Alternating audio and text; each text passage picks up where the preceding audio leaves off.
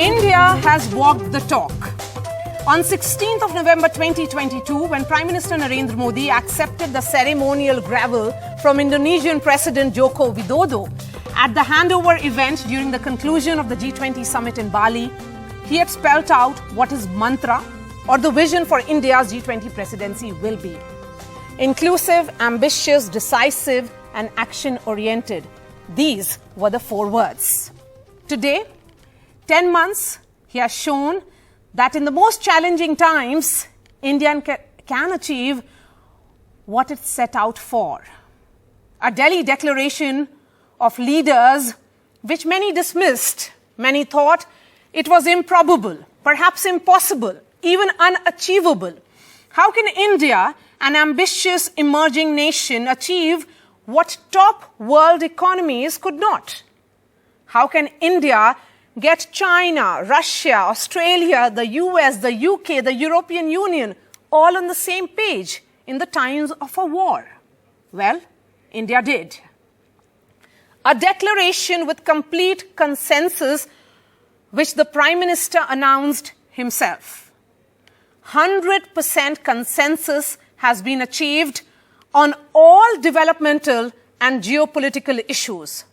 The consensus declaration adopted by the G20 leaders called for comprehensive, just, and durable peace in Ukraine and urged member states to refrain from the threat of use of force to seek territorial acquisition or act against the territorial integrity of any state.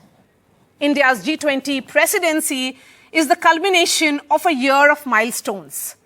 The country has become the 4th to land on the moon, first one near the South Pole.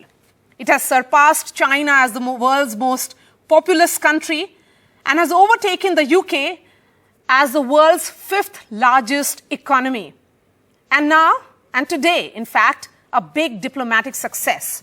Over the next 1 hour, let's decode this day for India, as this young democracy has clearly silenced the skeptics and stumped doubters and naysayers. आइए इस G20 summit का हम आरंभ करें। G20 के president के तौर पर भारत पूरी दुनिया का आह्वान करता है। हम मिलकर सबसे पहले इस ग्लोबल ट्रस्ट डेफिसिट को एक विश्वास, एक भरोसे में बदले। यह हम सभी के साथ मिलकर चलने का समय है।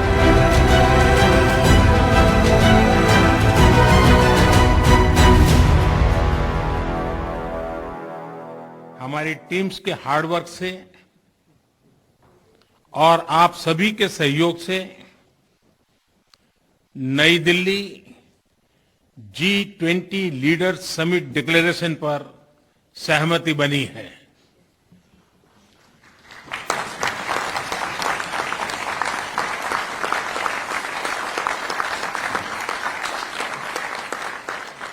मेरा प्रस्ताव है कि इस लीडर्स डिक्लेरेशन को भी एडॉप्ट किया जाए।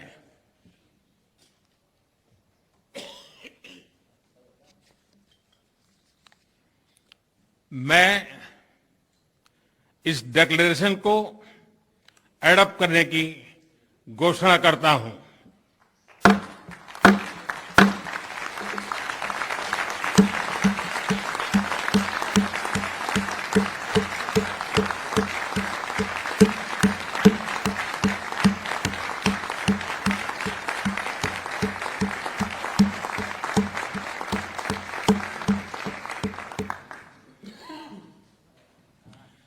इस अवसर पर मैं हमारे मंत्रीगण, शेरपा और सभी अधिकारियों का हृदय से अभिनंदन करता हूं, जिन्होंने अथाक परिश्रम करके इसे सार्थक किया है और इसलिए वे सभी अभिनंदन के अधिकारी हैं। 200 hours of non-stop negotiation. That's what it took Sherpas of these countries to discuss 15 key principles. Today, history has been made, and the very outlook of G20 as an institution has changed forever with this New Delhi leaders' declaration. What does it really mean? What are the big takeaways? Despite the presence of Russia and the dominance of the West in this grouping, European Union being a member, we have seen a paragraph on Ukraine, which says all states must refrain from the threat or use of force. The use of nuclear weapons is inadmissible. It talks about the negative impact of war on food and energy security and supply chains. Interestingly, G20 has given this twist that Russia-Ukraine war was not its mandate. But the economic impact of Russia-Ukraine war is. Remember, the entire world, including China, Russia, agree that Ukraine war is a humanitarian crisis, so that is where it became a point of convergence. The big infrastructure announcement, which all happened out of the ambit of G20. India, Middle East, Europe corridor has been launched. And why is this really a big deal? This infrastructure corridor will link 3 continents. Yes, you heard that right. 3 continents. There will be a rail port link for trade corridor, will reduce shipping time and cost, will make trade cheaper and faster. It will be an alternative to China's Belt and Road project. Remember, China has been accused of debt trap diplomacy because of this OBOR. Nations in new corridor will see increased flow of energy, and these nations will also see an increased flow of trade and digital communications. Now, Prime Minister Narendra Modi has also upheld Mahatma Gandhi's legacy with this inclusion of African Union as a permanent member. African Union actually forms 55 countries, which are in total. African continent is unprecedented, underrepresented, I would say, in G20. They were till now, till today. South Africa is the only member of G20 from this continent, and African Union has a combined GDP of $3 trillion. So there is a lot of untapped resources. And African Union is home to 1.4 billion people. There could be greater people-to-people contact. African Union is a major player of Global South, and India truly today is the face of the Global South. Those 125 countries which form this big grouping of developing and emerging nations called Global South. One thing which has happened, which is being seen as hugely transformative decision, is Global Biofuel Alliance. Let me try and decode that for you. India, United States and Brazil are founding members of this alliance, and Prime Minister Modi has urged G20 nations to join this alliance. The aim is to take ethanol blending with petrol globally to 20%. So what will you say biofuels are? For many of you who may not know, they are derived from sources including plant and animal waste. They can accelerate global efforts to meet zero emission targets, which is proposed by G20 satellite mission. And it's important to understand that there is need for green credit initiative. This is what the Prime Minister has said. So let's try and decode as we talk about the big takeaways from our experts who are joining me live. Kanwal Sibbal is former diplomat. We have Jonathan Watchell, former US mission to United Nations. Donald Camp is adjunct fellow, chair in US-India policy studies. We have Ambassador J.S. Mukul.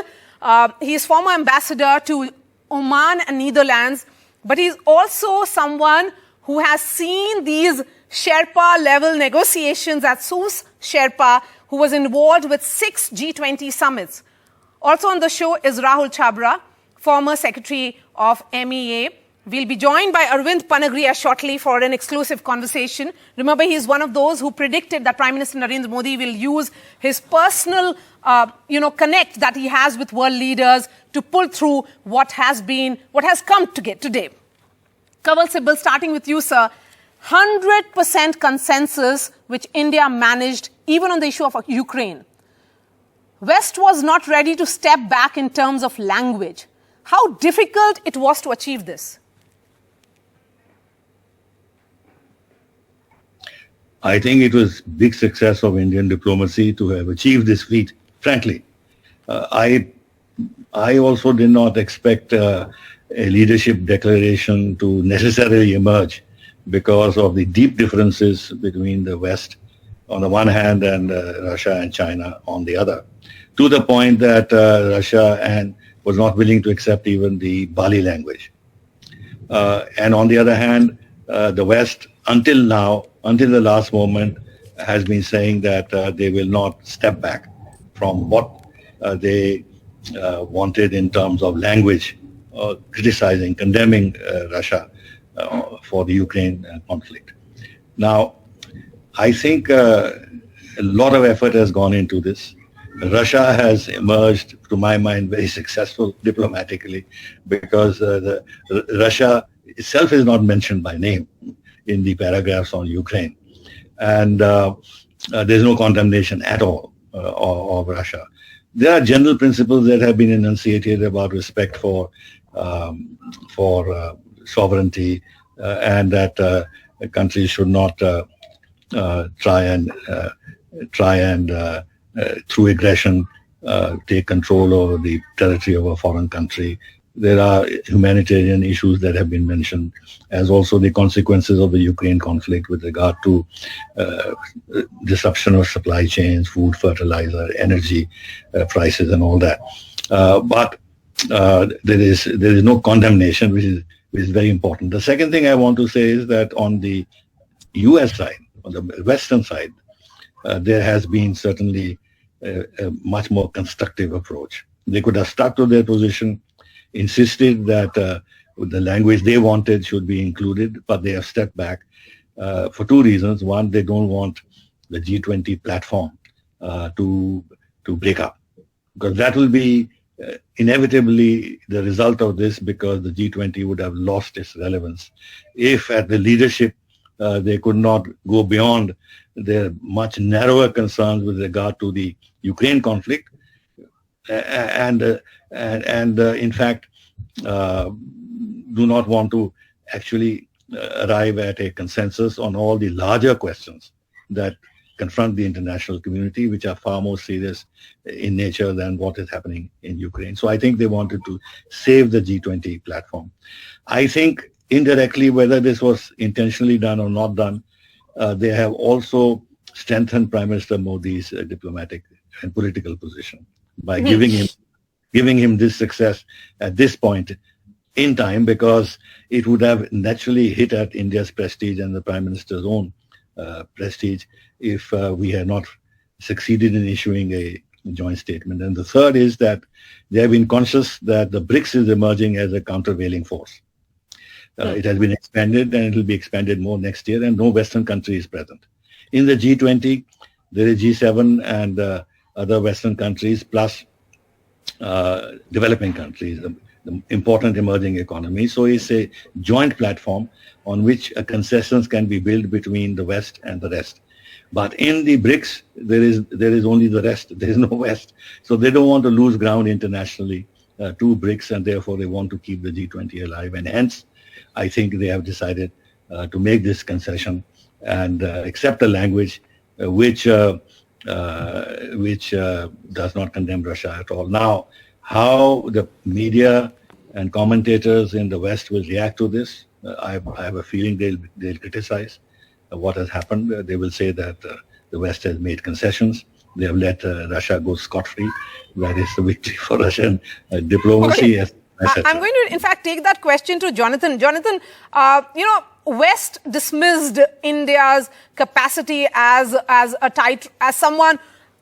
nation that can do tightrope walk on diplomatic space. We have seen how, despite the circumstances that are there, the background of a war, a live conflict, Prime Minister Narendra Modi is part of most powerful groupings, be it BRICS, Quad nations. India was invited for G7 in Hiroshima, and then managing what has been a big diplomatic victory. Why didn't the West actually give India a chance? Why were they so dismissive? And I'm going to ask my producer to put out those visuals of multiple articles that were written. Yeah, I think it was about pragmatism. The truth is, it is a geopolitically shifting world right now, and certainly the Ukraine issue and Russia is a horrible situation and cannot be dismissed, and largely was kind of brushed aside by this summit, which is, you know, in the opinion certainly of people who believe in sovereign nations and their protection and to stop aggression, is certainly not a good thing diplomatically. It's terrible. But for the sake of expediency, of enabling the G20 to get on with business, to accommodate the African Union, to reach some of the agreements that are within the document that's been signed, it's one of these things. If I were the leader of Ukraine, I'd be mortified. If you're someone who believes for liberal democracies to have a stance in the world and not have a neighboring country invade them, it's horrific.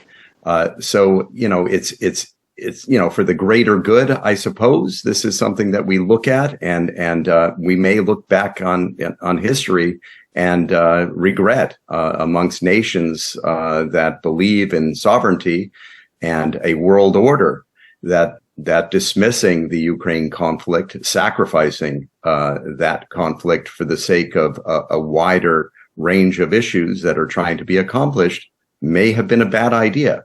But today it is a win for India. Certainly, Prime Minister Modi has managed to navigate a very complicated situation. But at the end of the day, it was the West capitulating in the negotiations and completely watering down the language of the summit a year ago. Totally different picture. So the situation remains the same, just the approach has changed. Yes, but Donald, come in on this now. We have those articles which were written, which till this morning was about that a consensus is not possible, that a joint declaration will not happen. But it didn't happen. I mean, why is it that the West is not able to understand what India's diplomatic positioning has been? Is this some kind of prejudice which is attached, that they want to see with India with a completely different prism? No, it's not a prejudice. It's just that one nation invaded another nation. It's pretty simple in terms of what's happened. And, you know, India's an emerging, very powerful, most populous country on earth. Has to be taken seriously, of course. It's a democracy, which, from the perspective of the United States, is an amazing thing and beautiful. It's the biggest democracy in the world. And it is a big disappointment that India has taken the diplomatic road that it has done in terms of the Russian-Ukrainian conflict. It's understandable given the context and the decades of history of India going back to the Soviet Union in terms of military alliances and trade. It's a very complicated world out there. But that conflict in Europe is pretty straightforward. And there was a decision taken not to challenge it, to be able to reach some sort of consensus, because, as you said, Marya, there was no way to move the G20 forward on the agenda if everybody got mired down into trying to have the same language of just a year ago. Just wasn't a space for it. That said, diplomatically, not a good thing. No, but the question is that Russia is part of this grouping. Vladimir Putin may have skipped it. Until yesterday, the Russian state media were reporting in a particular way. But let's talk about the big outcomes. And that's where the success story will be written, perhaps. Ambassador Mukul, you know, you have been involved in the G20 summit talks. Would you say that there is the larger reshaping of this entire grouping? When India says that its G20 was perhaps the most ambitious and unprecedented because of the outcome documents that it has managed, that it was not just, a spectacle in terms of the events that were organized through the country and the number of events. It was also about substantive work, which perhaps may not have been there in previous presidencies, and India almost tripled it. Thank you and good evening. Yes, you're absolutely right. First, let me start by joining you in saying what a glorious day it has been. Throughout the day, we heard the African Union joining in the morning. Then we heard about the declaration, the joint communique, the leaders' declaration in the afternoon. And then in the evening, we had the two major Indian initiatives initiated by India, the Global Biofuels Alliance and the India Middle East Europe corridor. Now, coming to the specific point that we are discussing, I think all these are great achievements, something to be very proud of for all of us, and particularly for me as a former diplomat. But I think the most important, was getting a consensus joint declaration. And why do I say that? Simply because that was the most challenging. Much has been said about whether this would happen, not happen. I think all that is now academic. The fact of the matter is that it was due to absolutely brilliant Indian diplomacy and the way we were able to finesse it. Now, to explain this, the way we went, it was clear over the last months of India's presidency that the Bali formulation was not working. We saw it repeatedly in the various outcome documents which came out of the 15 plus ministerials that we had.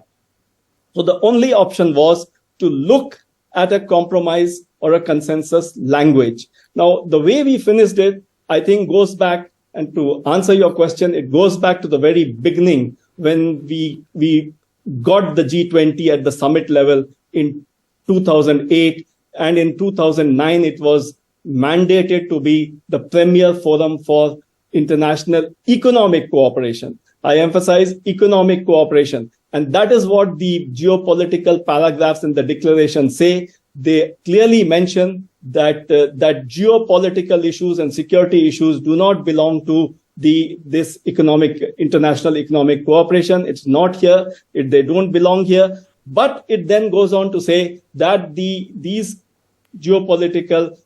events and Ukraine, of course, they have a very major impact on the economic aspects, whether it's the food security, the energy security, the supply chains, the fertilizer, and all that.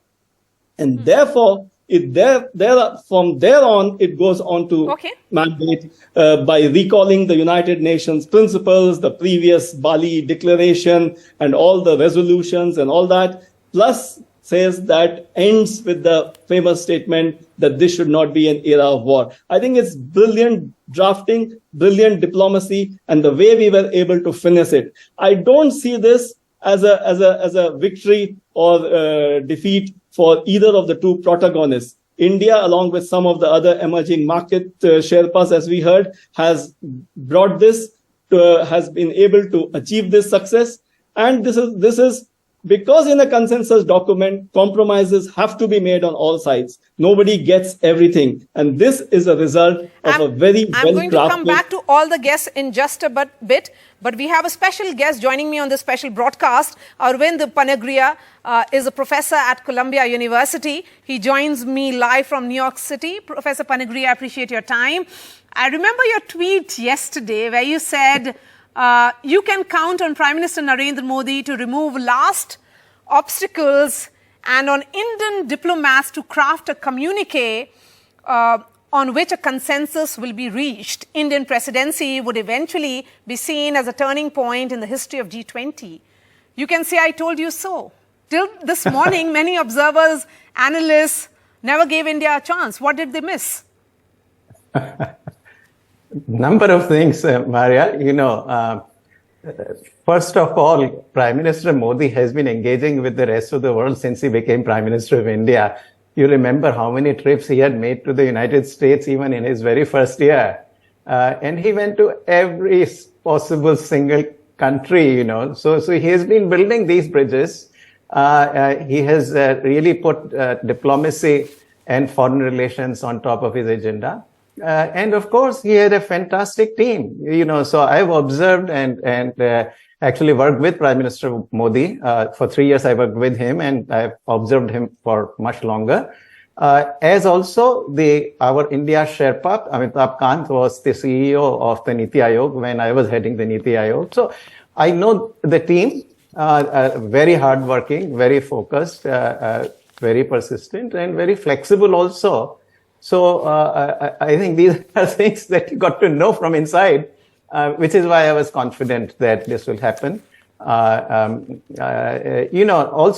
I led I was India's G20 Sherpa for 3 of these communiques, and therefore did the negotiation. So I know exactly what is involved in this. You have to be very good at crafting the language so that you can take care of the objections of different countries.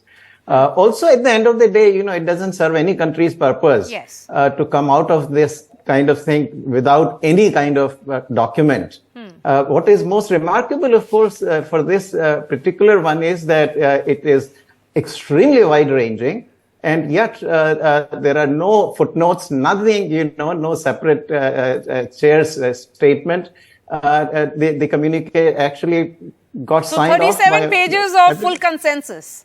Absolutely. So I think that is the most remarkable thing. And this is not 37 pages of words. I think, if you read it carefully, it just has an enormous amount of substance and agenda to it. So India has made its mark. You can see in almost every paragraph, the global South being represented. And that was really what the Prime Minister actually had stood for. Okay. So it all shows up in the communique. His own, personal initiatives also, things like Life Initiative, the Biofuel Alliance, you name it. There's so many of the Prime Minister's own personal initiatives that have been reflected in the communique. So it's absolutely fantastic. And Professor Panigriya, you and I have had long conversations on digital payment infrastructure, how that has completely transformed and how that is almost like a template that India is sharing with the world. Now that is part of the communique as well. Not much of a surprise, because technological transformation that India has witnessed, particularly the digital public infrastructure, is something that the world can follow. Absolutely. I often tell my friends how difficult it is to, for me to transfer money from my own one account to another account at a different bank in the United States. And how easy it is, for me sitting in the United States to actually make payments within India through this UPI infrastructure. So it is truly a revolutionary and costless, completely costless transfers, and in real time, the money shows up at the other end right away. So there are many different aspects of this public infrastructure that is still in development going on. So absolutely, I think this is something that really lots of countries, particularly the developing countries, can use, but developed also. And Professor Panigriya, the idea is of accelerating progress for sustainable development goals. Strong, sustained, balanced and inclusive growth is what India is talking about. And when we look at this joint communique and we are trying to decode it, because certainly it will be read multiple times, threadbare by all analysts who were saying that India will not be able to manage it. But coming to you for the financial inclusion, and that comes in the backdrop of what happened today. Prime Minister Modi taking the Gandhi idea forward with African Union inclusion. And sending that message that, without one of the largest continents of the world being part of G20, there cannot be development, in the sense that world cannot develop with Africa being left out of the picture. Absolutely. Absolutely. So, when the Prime Minister came here to the United States and spoke to the Congress, he had actually pasted in that speech as well, that please bring in the African Union into G20.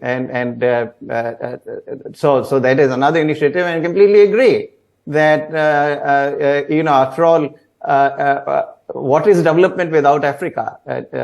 You've got 55 countries in the continent.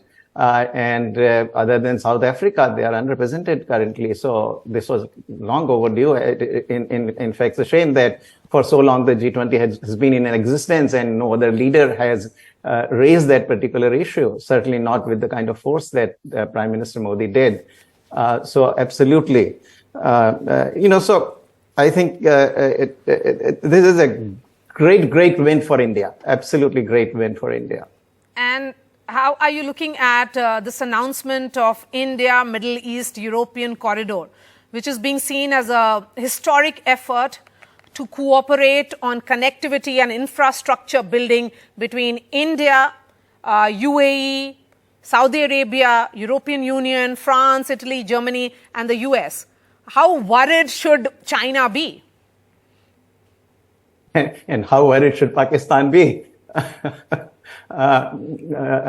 You see, this is an absolute masterstroke and very Modi-like initiative, I should say. Really, he really is absolutely unsurpassed in thinking about these kinds of initiatives. And also for the first time, really, if I may say so, this is a leader who thinks big. One of the hallmarks of Prime Minister Modi's initiative and thinking is that he thinks big. I mean, it's reflected in everything. If you look at the venue of the G20, this is the kind of venue we have never built before. And likewise, the corridor is an absolute masterstroke. Diplomatically, it really puts everybody who is on India's other side actually on the back foot. And trade-wise, it's a big win for us, for India. It's a big win. So and more power to Prime Minister. Of Global Biofuel Alliance.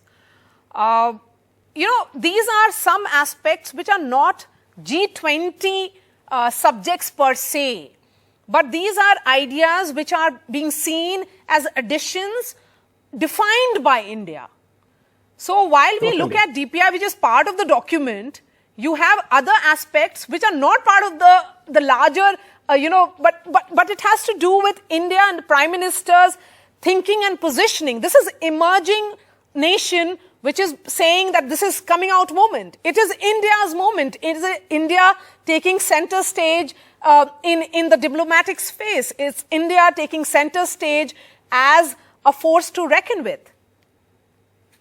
Totally. Marya, I'll tell you, because I negotiated 3 of these communiques in the early years of Prime Minister Modi's tenure. Okay. I remember that my frustration with our ministries used to be that what do we really want? The ministries were always very good at saying what they don't want, what their red lines are, and on the proposals that others had made. And I would constantly ask, what do we want? Right? I mean, this is a negotiation, and negotiation is about give and take. And so our convention tradition had been of being defensive, I don't want this. So draw red lines, but never say, what do I want? But for the first time, under Prime Minister Modi, finally, we have begun to actually put our ideas on the table. And this communique, this declaration is an absolutely fantastic example of that. I mean, it really, to me personally, actually looking at this communique is something that is quite transformational. This is not the way we used to negotiate, where we would put so many of our ideas on the table.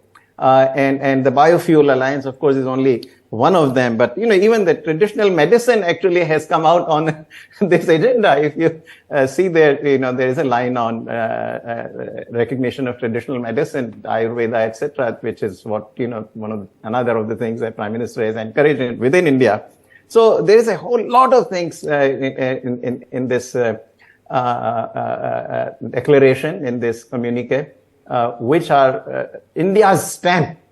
And this is why I said also, in my tweet yesterday that historically this G20 will be seen as a turning point. Would you say that it's because you have worked so closely with Prime Minister Modi as the head of Niti Aayog in the past that the very fact that he had staked his reputation on the success of this G20. It's important for him electorally as well, given the elections are going to take place next year. But he also understands that it is about legacy. And India, Yes. India is being watched by the world, in the post-COVID world, India has much at stake. Yes, yes, indeed. And you know, it is also my firm belief, really, that, you know, Prime Minister has no personal agenda. His agenda is India. He really wants India to be at the forefront of things, India to be prosperous, poverty eradicated. So that is what, you know, anybody can make mistakes and all, but as far as the intentions go, Prime Minister really basically wants India to be up there. And that is something that I saw it reflected in all sorts of ways while working for the 3 years at the Niti Aayog. But I've also watched him very closely, even before he became Prime Minister, and then, you know, after I left the Niti Aayog. And he really puts his, you know, not just heart and mind to it, but also a lot of his time to it. He worked harder than any of us did, actually, I remember, you know, in the 3 years that I was there. All right, Professor Panagria, your final thought, your last thought on all those who were saying that a joint communique will not happen. Till this morning in India and the world. What do they not know about the Indian leadership? What do they not know about Prime Minister Narendra Modi? What do they not know that what has been going on behind the scenes? 200 hours of non-stop negotiations. Yes. No, this negotiation is always tough, actually. You know, when we negotiated also, this will go on. And I remember one time actually in Turkey, even after the first day of the leaders summit, actually, we were told to go back and renegotiate. So this is always a tough negotiation. I think where they, part of it, I would say that, you know, many of the observers are entrenched into their own positions. And so they're looking at the whole evolution with some sort of, you know, blinkers on the eyes. So many of the naysayers really are coming from that. And certainly there is a group of observers out there which would like to see India actually fail at it. Frankly, you know, it's not the sort of thing I usually say, but this is something which... That's really sad. Professor Panagria, I hope we'll continue this conversation. Thank you so much for your time. And let me bring in Rahul Chabra. Really appreciate your patience, sir. You know, India's G20 presidency is historic, being called ambitious. For you, what is the big takeaway, sir? Good evening, Marya. Yes, thank you. It was a pleasure being on your show. The big takeaway for me was, of course, other than the declaration itself, was the inclusion of the AU. I've lived in Africa, served in Africa for 6 years, both East and West Africa as secretary. Entire Africa was under my charge, so I've met many of the leaders there. So I know a little bit about Africa. And they were always very disappointed that they were sort of marginalized. Their views were not being taken into account. So they felt left out, so to speak. So even when I would go and visit as secretary, they were very pleased that, you know, somebody's come from India and, you know, come to listen to us, talk to us. So in that sense, you know, even though I wasn't a politician, didn't have the political sort of... So in that sense, getting AU on board is really the biggest takeaway. The significance of it, you mentioned some of the points, but I just want to add to the other points that you haven't mentioned, is that 60% of the renewable energy assets are in Africa. And if we are going to focus on renewable energy, well, 60% of those assets are there. 30% of the minerals needed for these assets are based out of Africa. They have the youngest population. Their growth rates of their economies are one of the fastest rates at the moment. Several economies are growing very fast. And countries like Kenya, fintech is really advanced there. You know, they can give India a run for their money. So there are pockets of excellence. South Africa is a great power in innovation.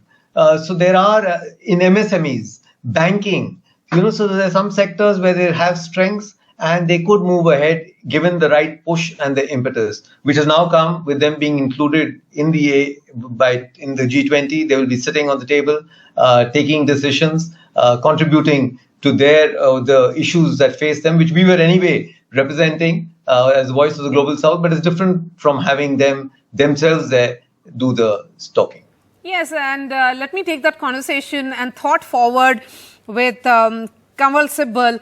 The consensus on MDBs, it's being also being linked to African Union, the idea of inclusivity, financial inclusion, and the fact that these countries cannot, the institutions cannot have the same parameters of looking at these developing nations vis-a-vis other countries.